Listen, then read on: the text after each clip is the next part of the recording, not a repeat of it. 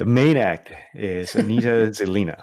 Anita and I, let's see, we met, it must have been 4 or 5 years ago when she was taking some time out. She was in Singapore. We met at a cafe. And then the last time we saw each other was in Perugia. So even that feels like a long time ago. I have been keeping an eye on Anita's, career paths because I think it's a really fascinating one. I think she's done an amazing job, not just in running and transforming newsrooms, but also now where she is at CUNY. Anita is Director of Strategic Initiatives at the Craig Newmark Graduate School of Journalism, and she's here to tell us all about that and how she got there. Thank you so slides. Much. Without slides. This is going to be a very different style because conversation. I wanted to see exactly. all of you and be able to have a conversation.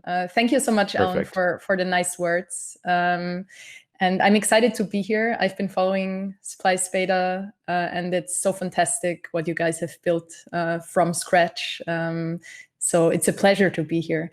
I thought I'd talk a little bit today about people whose careers live at intersections and what that has to do with entrepreneurship. And I'll try to keep enough time for a conversation at the end, because I'm really curious to hear your thoughts and feedback about that.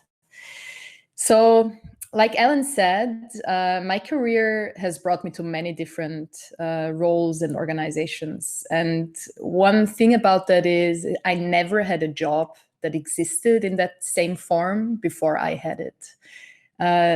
My job titles, and I'm just going to read you some of them because I think it tells a story. Things like editor, new platforms, digital editor, new products, director of innovation and leadership, head of strategic initiatives, chief product officer.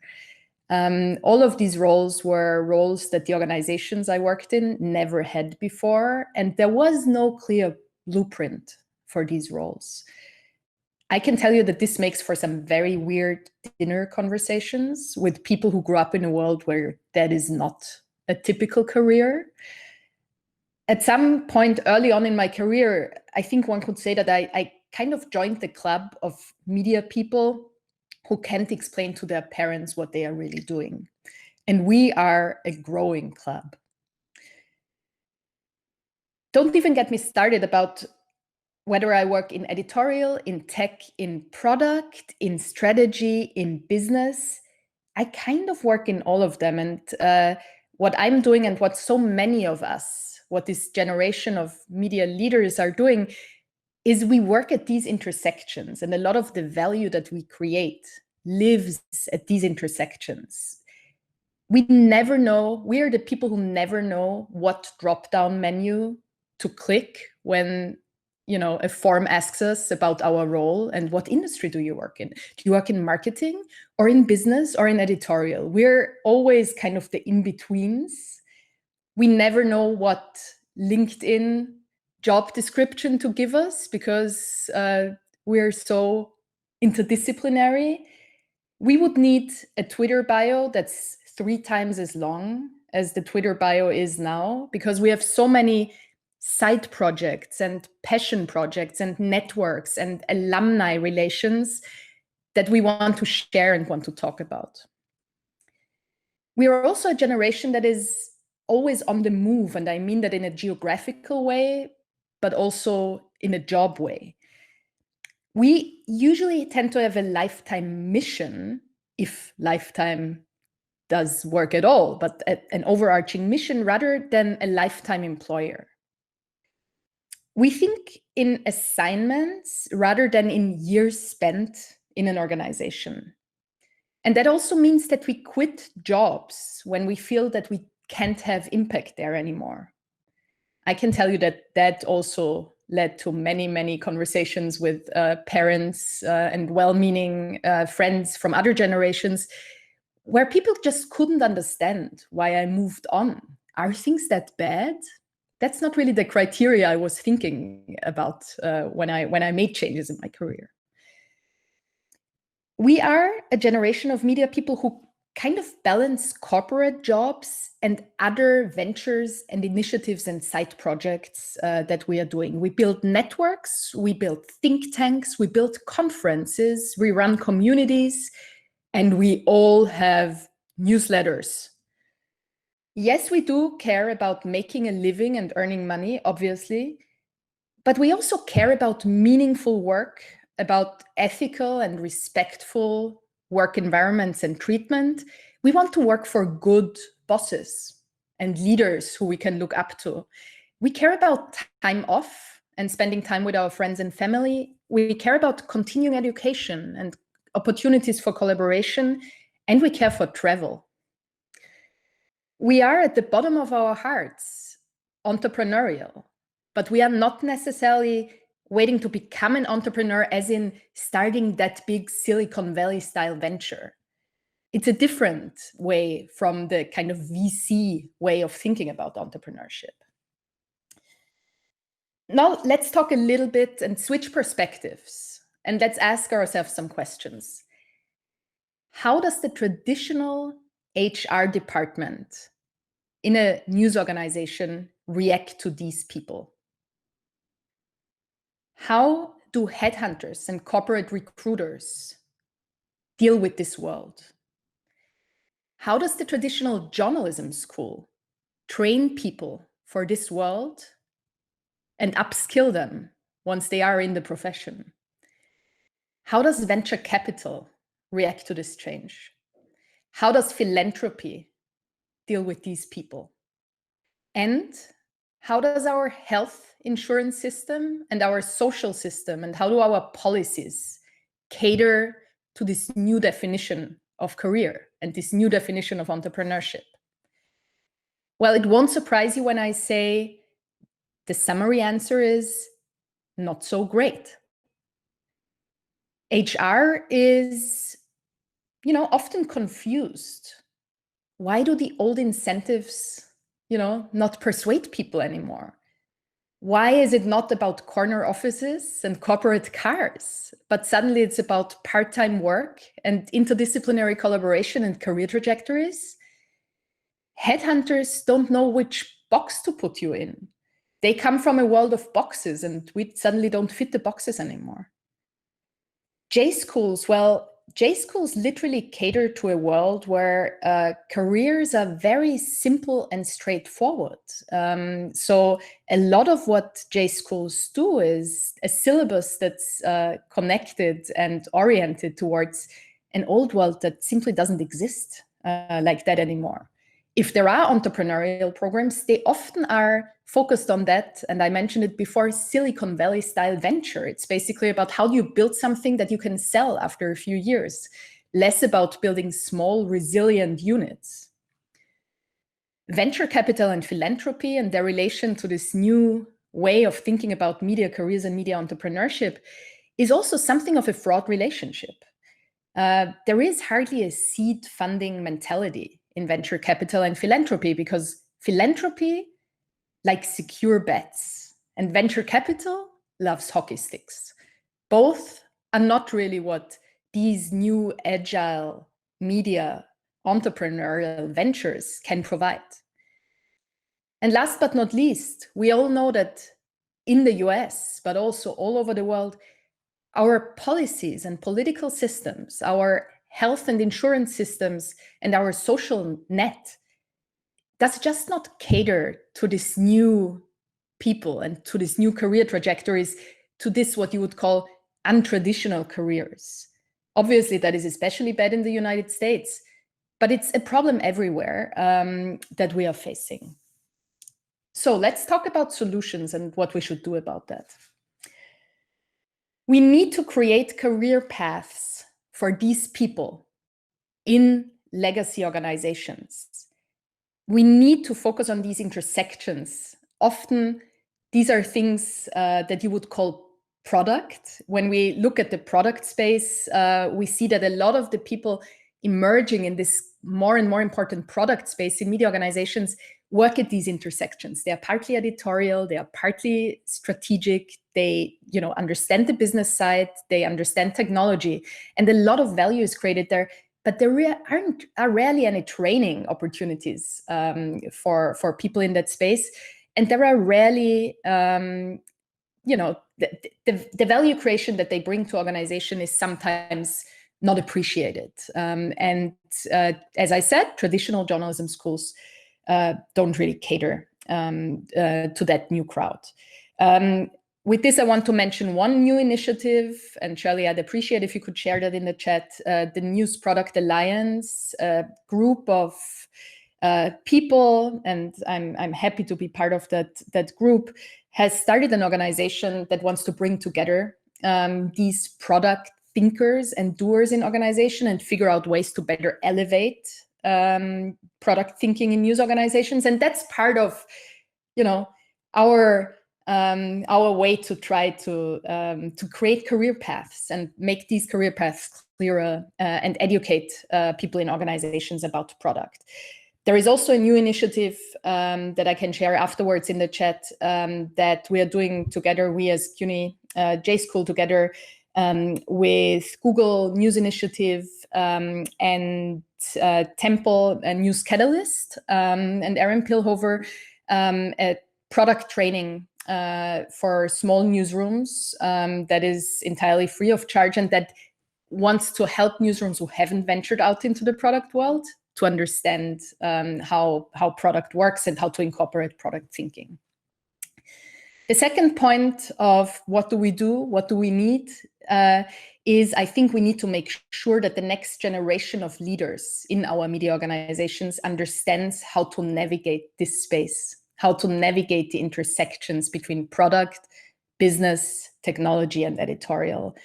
And we need to ensure that this generation of leaders understands that the media world and that job and life are not black and white categories, but that there is this new space of emerging entrepreneurship as well that you need to understand as a media leader. So thanks, Shirley, for sharing that link. That's the program that I developed at Newmark J School, the executive program that is straightforward, focused on helping these leaders take the next career step and be prepared to navigate business, product, technology. And you can hit me up with questions about that if you're interested in that. And the third point, what do we need to rethink entrepreneurship? Well, I think that's a super important point. I mentioned that I see that entrepreneurship right now is still defined as the big Silicon Valley style venture that at some point has to show hockey stick growth and has to provide a certain kind of returns. And we've seen in the past years that these returns are just not realistic. Even the best and biggest players in that field, Vice or BuzzFeed, had to accept that reach alone is no business model. And venture capital's relationship to media has, I'd say, soured a little bit over this realization. So how do we define entrepreneurship in a way to focus it more on people who want to make a living serving their communities? That is, and thanks, Shirley, for sharing that, a program that we just started at Newmark J School that we call the Entrepreneurial Journalism Creators Program, a program that is focused on empowering niche ventures. And I describe it as people at this stage where they have a passion project or a side project, and they want to take the next leap to maybe over the next 3 to 12 months, make that their main gig. And that program is there to help them. My fantastic colleague, Jeremy Kaplan, runs that. And I'd also be happy to talk about that. My fourth point, we need to work with venture capital and philanthropy to bring them into the conversation of how to best support this new world of media, where reach is not the currency. How do we measure impact? And how do we get to a point where seed funding initiatives outside of the hockey stick growth world can happen? This is a conversation that we need to have together. And these are partners that we need to bring in and bring to the table to have the conversation. My fifth point, HR and recruiting and executive headhunters, that is an industry that deeply needs to be disrupted, internally and externally. The world they recruit for and they cater to just simply doesn't exist any longer. We need to build a new one, and we need to have them on board in doing so.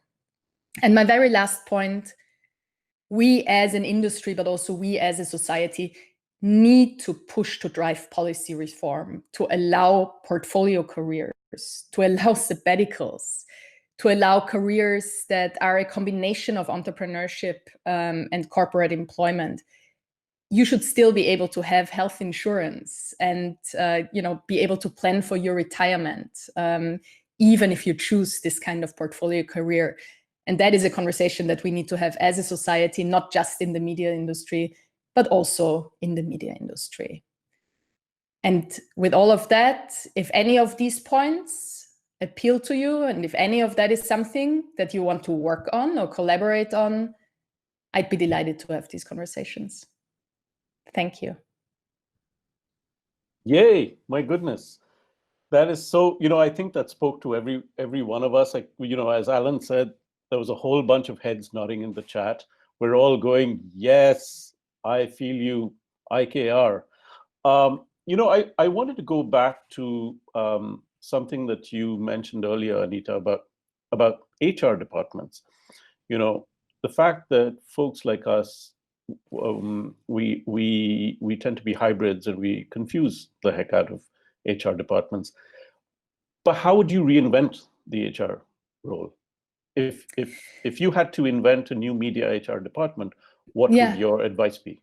What do you look for? Well, I mean, the thing about change, I mean, it's always very similar. One thing is you obviously need to bring people into these roles who have different career trajectories as well. If you have, and that doesn't say that, all HR departments are bad, but they grew up, they were trained in a different world. And if you only have people in HR who see HR as one, a service function that is kind of reactive, and two, they have very clear boxes to tick and very clear kind of boxes to fill, then you're going to have a hard time matching that with this new world. So I think bringing in new talent, more diverse talent, people with unconventional HR career trajectories, I think actually is a super important point. I question whether everyone who works in organizational behavior or HR needs to be an HR professional. I think you need some,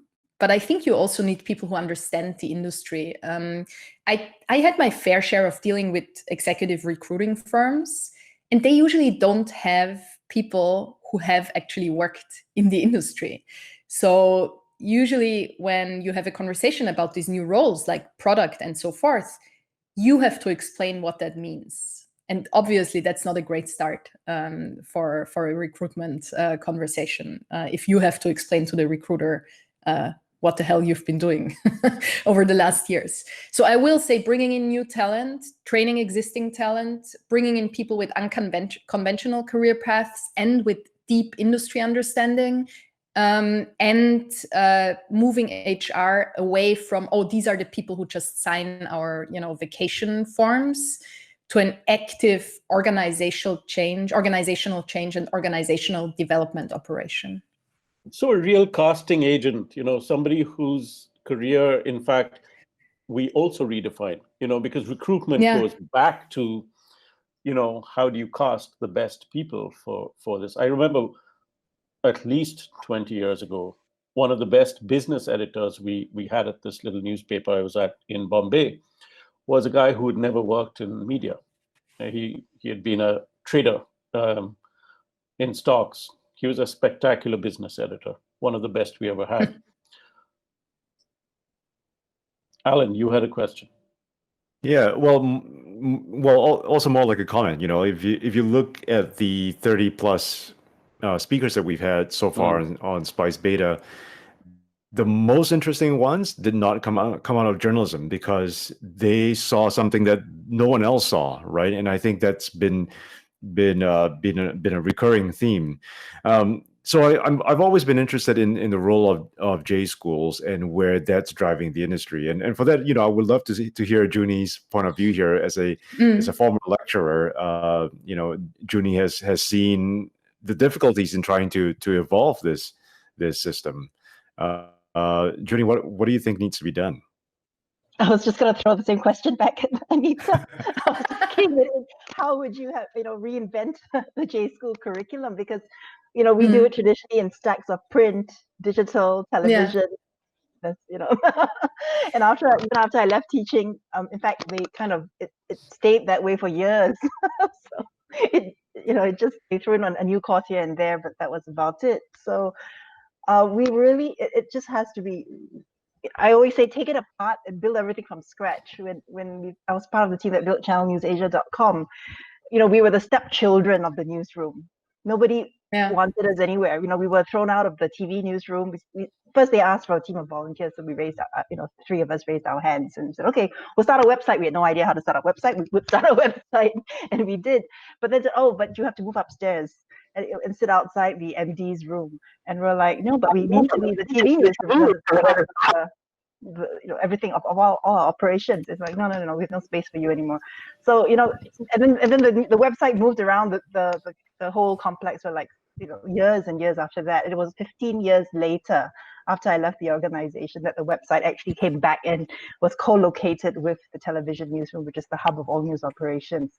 So that's it's a journey, and I think anybody who wants to be in this, it has to be in for the long haul.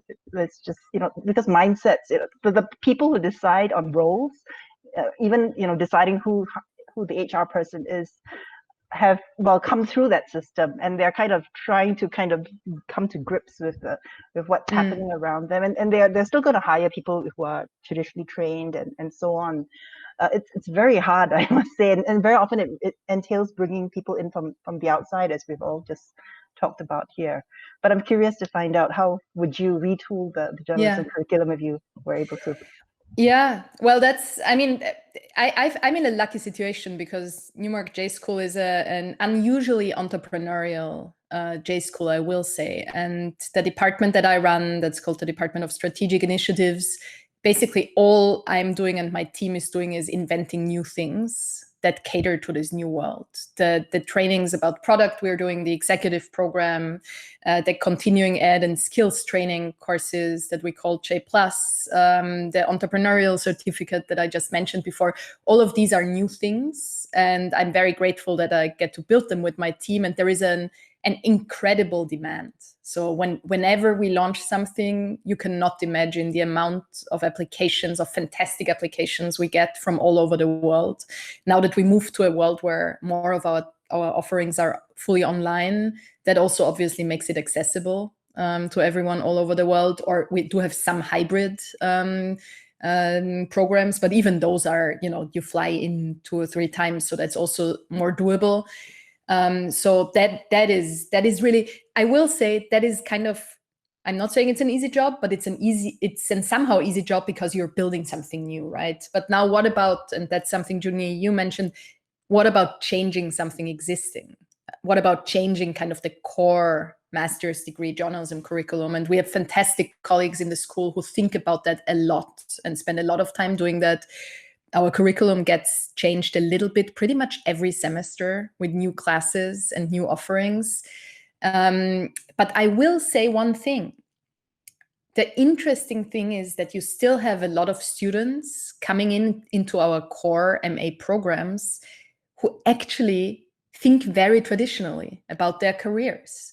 If I would ask our incoming class of exactly 100 students, how many of you want to become chief product officers or head of digital audiences, I'm not sure I'd get a lot of answers. I'm sure I'd get a lot of, I want to be lead columnist at the Washington Post, I want to be a TV anchor, and so forth and so forth.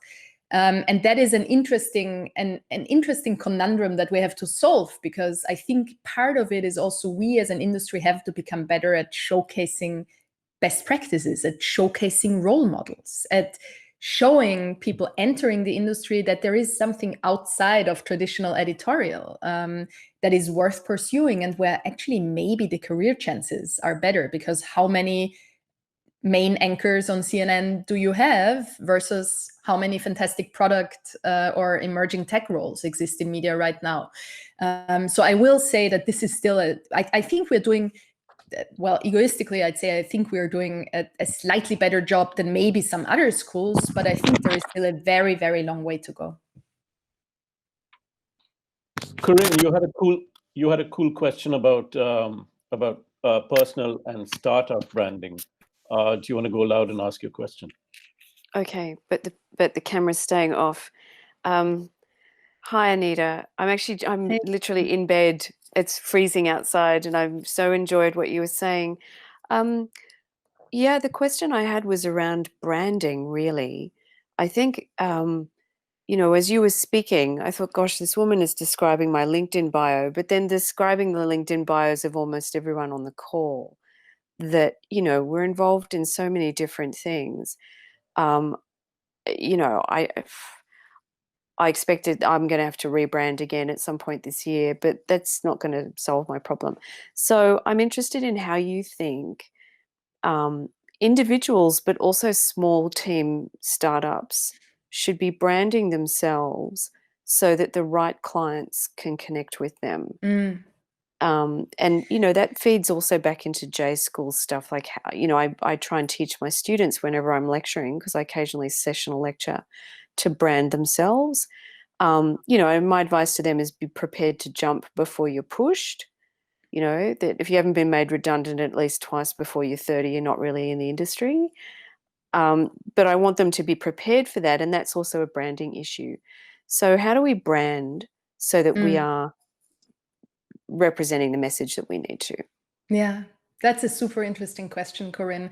I don't know if I have like an answer that's valid for everyone, because I feel it's a very personal decision to how to brand yourself. But I can tell you a little bit about how I think about it for myself and my career, but also the advice that I give the participants in our executive program or the startups I work with. I do feel what excites people are other people with visions and emotions.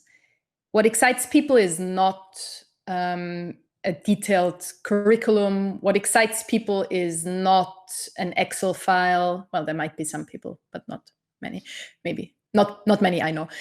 What excites people is not, you know, a detailed, this is how we're going to deliver X and Y. And this is, in 2012, I did, you know, 2 days of this training. And in 2014, I did 1 week there.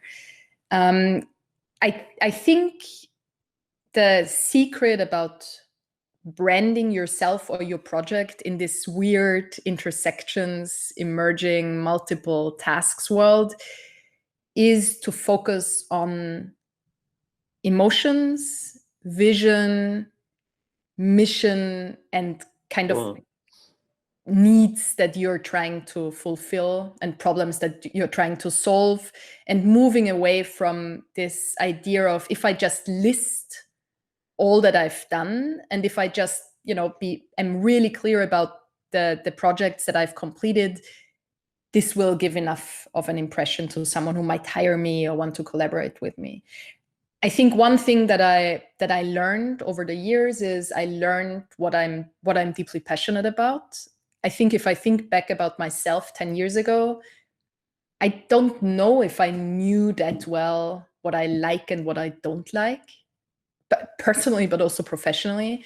I think I wasn't as aware of what I'm really good at. I might have had hints, but it wasn't as clear. And I wasn't as aware about the value. Where can I bring most value? What is kind of, some people would say, what's my superpower? I think that took time to discover. And I think the closer you get to discovering that, the clearer your value proposition, in a way. If you were a product, we'd call it the value proposition, becomes. Because ultimately, what it means is that you can be 100% authentic. I feel I moved in my career to more and more. I feel I'm at the point now where I'm just myself. And when I'm talking to you here, I'm saying the same things that I'm saying to my friends. I'm saying the same things that I'm saying to my students, to my boss. There is no disconnect anymore. There was never that much of a disconnect, but there was more in early stages of my career. And I feel authenticity is kind of such an integral part of branding, personal branding and product branding. But these are just my perspectives. I think that's absolutely true. I mean, I remember what it was like trying to build a career in my 20s and then in my 30s, and at every point of the way, trying to understand where my strengths were. And very often we look at our performance reviews and the promotions that we get and the salary increases that we get as ways to define that, as proxies for what we're great at. And, along the way, we forget what that's about, right? And then, it's something that we seem to discover later in the process, which is unfortunate, because if you knew exactly what you were great at early on, you could spend a whole career just getting better at that. I wanted to call on Yaling, who's actually, so by the way, Yaling's been doing a fantastic job writing up a whole bunch of summaries of the beta session so far. You should all say hello. I'm just going to call on her right now, Yaling. Hi, Anita. It's Hey. really exciting for me to answer, ask question, because I've been following your career also via LinkedIn and Twitter. And so a bit by myself, I actually just went through the whole traditional J school path. And weirdly speaking, I realized I haven't really talked about this with anyone, because I feel like everyone's kind of in their traditional editorial mindset. So before J school, I was actually really big on media innovation, and I would keep an eye on all these initiatives from Google, from Facebook, from all the industry associations. And I feel like after J school, I had a very clear goal that I really wanted to be one of these people whose job is in the intersection of, just like what you said, product, technology, business, because I'm interested in all of them.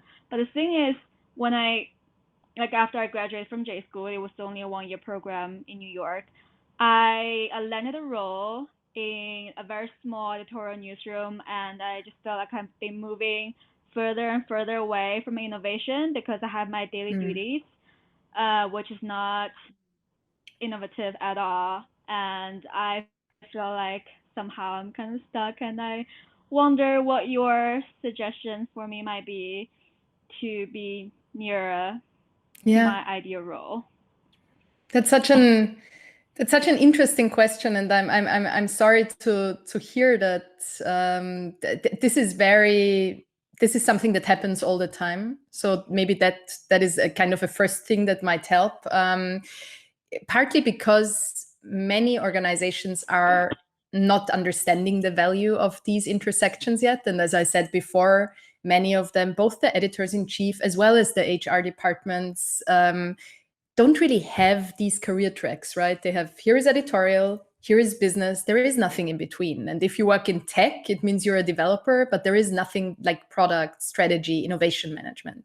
So it's going to get better over the years. It is getting better as we speak. Every day I read one of my pet peeves is I look at job descriptions when someone hires. I do that all the time, and every day I see a new job description that's like, yay, we're moving into the right direction. But it will take some time. What I will say for you is, one thing is, you are not your job, right? You are, even if you work more than the 38 or 40 hours that you should in your job, even if it's 40 hours, your day still has 24, right? So there is a lot of time left in your week, in your day, in your month for things that you are truly passionate about. That is like the biggest advice that I give to every student I talk to. and that is what I meant with, we need to redefine entrepreneurship. Entrepreneurship doesn't have to be the scary, big, giant leap, going all in, quitting your job. Entrepreneurship can mean picking your 1 or 2 passion projects or side projects and just starting to explore, start to collaborate, start to convene people, find like-minded people, start a Slack channel, start a Facebook group, start a meetup, start a newsletter, whatever your passion is. And there is a big chance that if that is really your true calling, and if there are other people who that resonates with, that this might become your at least part-time or maybe at some point full-time thing. So that is the biggest advice I can give you. I'm also happy if you want to drop me an email. I'm also happy to talk more about that later. Great, thank you. Such good advice and such a good question, which reminds me about email addresses. If anybody needs email sent to them or wants to send email, pop your email addresses in there, pop your ask in there. I want to come to Pat. Pat, your question is so cool. You're talking about the age-old question, the entrepreneurial question between journalism and business. Go for it. So I'm so sorry I've been popping in and out, Anita, if I'm repetitive. Can I just talk about the advice that Anita just gave? Yes, of course you can talk about. A while back, a great wise man gave me the same advice and I didn't listen. So please don't be like me and listen. And he said the following. He said, if you're willing to give 40 hours to a company every week, why wouldn't you be willing to give 10% of that time for yourself? And that could be learning a new language. That could be the entrepreneur, great advice that Anita just gave. That could be starting a new project, whatever that is. And he said, if 4 hours a week at the end of a year adds up to a huge amount of experience and trying out things. So young peeps, follow Anita's advice, not like me who didn't. I failed. I thought, that's great advice, and then I didn't do it. What about old peeps like us? Well, I'm going to follow you. We can do it. Well, Spice Beta, there you go. That's how I was born, right? So Anita, one of the things that I wanted to ask you about in terms of innovation, and I think that the previous question is a perfect example. There's so much great stuff going out there, such great innovation. And you go back to a newsroom, a lot of our clients, I will be transparent, are started by fantastic journalists who know from their gut feeling that there's a politician that they need to investigate. They follow the world with their gut, but running a business and a startup and being innovative really doesn't work with your gut. And so I always use the great example of Prem and Stephen at Malaysia CUNY, Steely and Branko. I'm not saying that Stephen is not a good businessman and Branko isn't either, but they've got that great mixture where I think allows for innovation to come into their work. So I don't know if you have any way of using other examples that you see in the great teaching that you do and collaboration that I think can inspire other media outlets to say, hey, maybe I am a great editor-in-chief, and maybe so far I've been a great CEO and bottle washer, but maybe in order for me to scale and grow, I need to bring in new positions.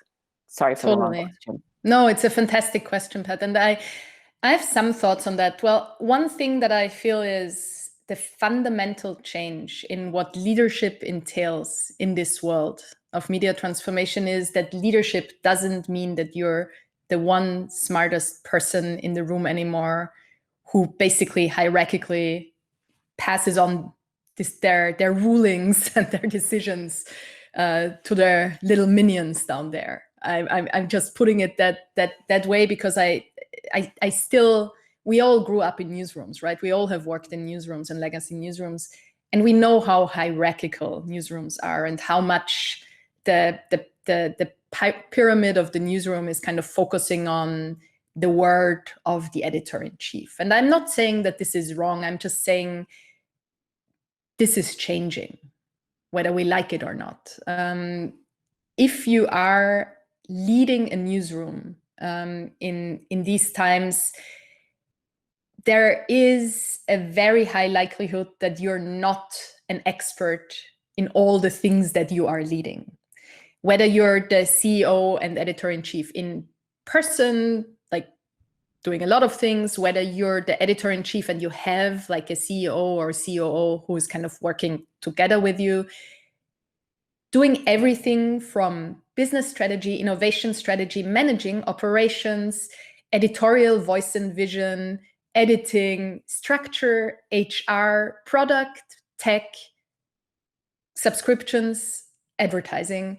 It's just too much for one person to understand everything. Now, does that mean that we need duos or trios in leadership? I think sometimes it helps. Sometimes it helps if there are people who complement each other, someone who's a fantastic editorial leader who works together with a fantastic business leader. And when they are very well aligned, or there are three of them, like a fantastic tech leader as well, a strong leadership team that kind of helps lift each other up and kind of balances each other's strengths and weaknesses, I think can be super powerful. Both for startups and for legacy organizations. But what I will say is that I think that only works if everyone in that leadership team has a certain level of literacy in the others' departments. This does not work, and I've seen it fail in many organizations. It does not work if you have a really strong editor-in-chief and a really strong chief innovation or chief technology officer, but they just don't understand what the other one is doing, and they are not aligned in terms of their vision, their mission, their incentives. So that is partly, that is the idea behind the executive program that we started, right? It's not to give you, you're not going to leave it with like a detailed understanding of how to program a website or how to build a subscription funnel, but you're going to leave it with an understanding of all the things that are important when you're managing a modern newsroom, an understanding that's deep enough to give you the words and the language and the frameworks to speak with your accounting lead, with your CFO, with your CTO, with your chief marketing officer, with your editor-in-chief. And I feel that kind of certain level of literacy is just absolutely important. Hey, can I call on Timmy? Timmy's got a question that she calls mundane, but I don't think it is. Timmy, come on in. Oh, hi, good evening. Hi, Anita. Thank you for that talk. I was just wondering if you knew an applicant would hear about acceptance into the entrepreneurial journalism creators program. I'm just asking for a friend. In a bit less than 2 weeks, 10 days. Great, thank you. Hey, I was wondering, if I could call on other people that worked in journalism and education and training. Mattia, you do a bunch of cool things at Journalism AI at LSE. It would be so cool to hear you jump in and tell us about your experiences. Hey, thank you, Richard. I don't mean to put you on the spot, but... Good to see you, Mattia. No, anyway, thank you. Yeah, it's what we do at Journalism AI at the London School of Economics is not particularly academic, which might be surprising since it is in an educational institution. But it's for those who might not know the project, probably many, it's a tiny operation that tries to find out what AI means for journalism, artificial intelligence, and how it can be used by newsrooms. Anita was part of the first group that helped us design the global survey that we ran last year. So we had a really inspiring meeting in New York 18 months ago when we could still travel across the ocean, which was really fun. And it's interesting what we have seen in terms of newsrooms finding out how adopting AI is as much about technology as it is about people. So in that sense, it relates to some of the things that Anita were saying, and how the lazy, in my opinion, conversation about AI either saving us or stealing our jobs and canceling journalists should, and we are trying, be replaced by a more thoughtful conversation about how journalism roles are changing in the same directions that Anita was highlighting, in order, again, to make journalists more familiar with technology, and also in order to benefit from what AI and similar tech can actually do for us. So I guess that's my little nugget there.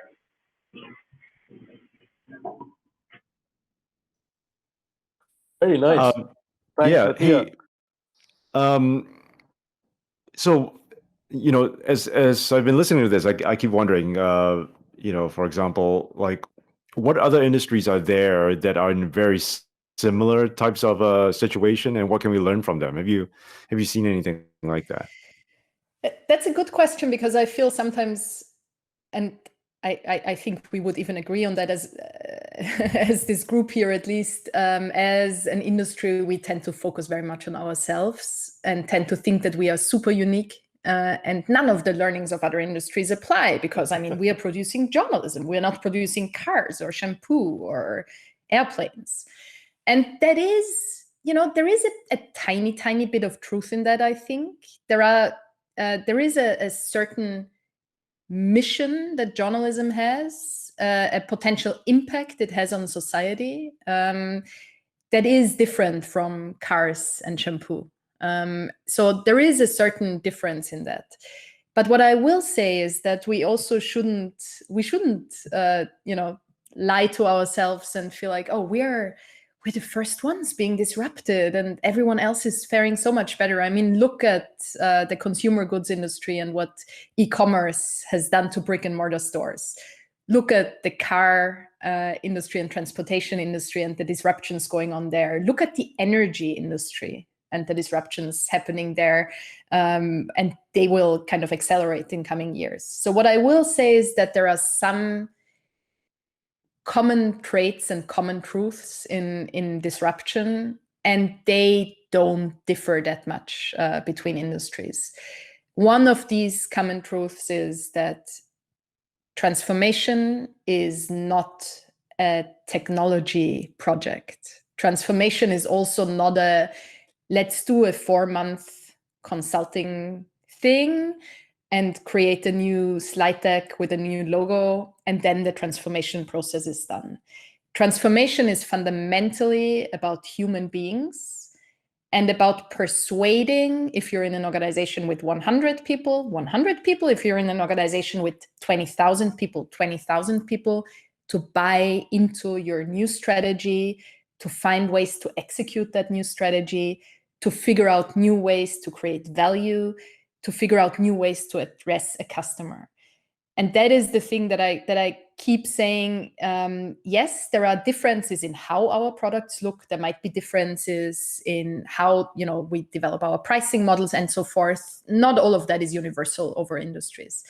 But a lot of the learnings about organizational change and about successful transformation and digital transformation, we can actually look at many other industries who have been in this process before. And part of the reason why at some point I decided to do an MBA was precisely because I sat in a room with no other media person. I sat in a room with people who worked at Shell and Mercedes and McKinsey.